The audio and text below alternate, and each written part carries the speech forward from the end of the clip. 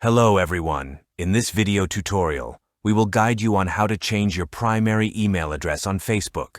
So let's dive right in. Launch the Facebook app and navigate to your profile settings.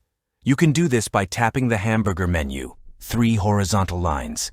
Once the menu opens, scroll down a bit and find Settings and Privacy.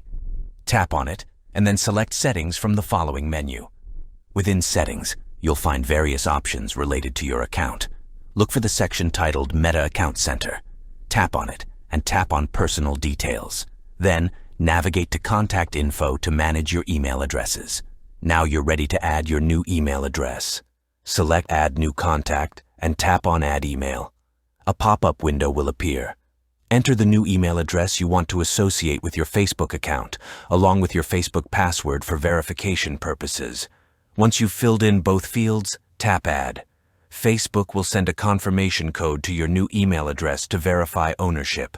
Check your inbox for the email and retrieve the code. Head back to the app and enter the code in the designated field. Tap Confirm to finalize the process of adding the new email address.